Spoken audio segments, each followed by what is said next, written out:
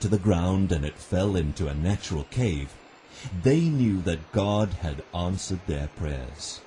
Father Seman personally supervised the moving of centuries of rubble that lay in a cave carved out by the pharaohs, who had used Makwatam rock to build the Giza pyramids. Many rebuked him for working so passionately and mocked him with questions of whether the stones mattered more than souls. But Father Seman was simply preparing a place that would one day seat over 20,000 people. He was on a mission with God, and his every decision was taken in simple obedience. Obedience is better than sacrifice. When I make a sacrifice without obedience, it means nothing. Over the last 3 decades, many miracles have happened on Makwatam Mountain.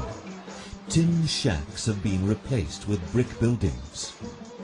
The streets have been paved, and yet the children still play amongst the rubbish. But now they have a future, because true transformation is taking place. Signs of this transformation include the building of schools, clinics and churches, all right in the heart of Garbage City. Vocational school includes classes teaching sewing and knitting. Each item made has a value and a use, like this burial shroud, which will be used in the coffins that the young boys are taught to make in woodwork classes. Despite the appearance of excessive amounts of garbage, there is a creative system of sorting in place.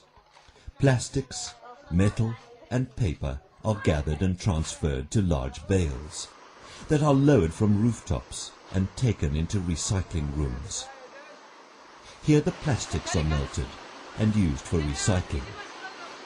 Despite the strong stench of burning plastic, the people are eager to work, turning the garbage into usable items.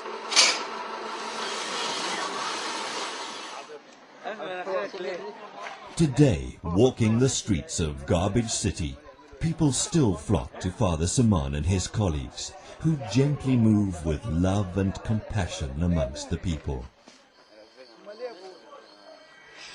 Father Seman is often inundated with requests for prayer and healing. This work requires great faith, and God often reveals himself in miracles and signs and wonders. Delivering the oppressed and possessed is almost a daily occurrence on Makwatam Mountain.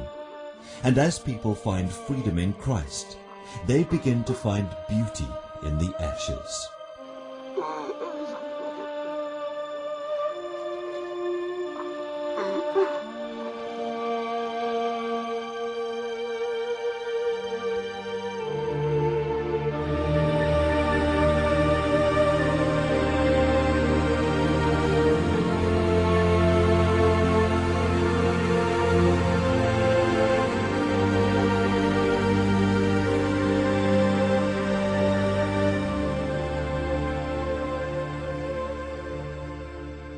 Despite an ever-increasing demand of his attention, Father Seman never compromises, enjoying his time alone with God.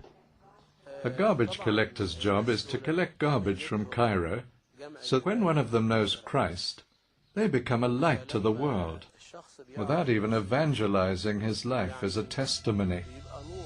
Ever the visionary, Father Seman frequently retreats to the deserts outside Cairo, where he shares his vision of building a church that will seat 5,000 and a retreat center where the Zebulun can leave the squalor of Garbage City and enjoy the open spaces. Despite the scorn these people face, Father Seman firmly believes that Garbage City people will be used by God to turn the heart of Cairo to the Lord. We cannot reach all the people because we are so limited. We only have masses and meetings in our churches. But those garbage collectors can reach all the people. God has chosen them to be a blessing for Egypt. And he said, "Blessed be Egypt, my people." As the sun sets over Makwata Mountain on a Thursday evening, the garbage collectors leave the rubbish in the streets and move into the grounds of the cave church.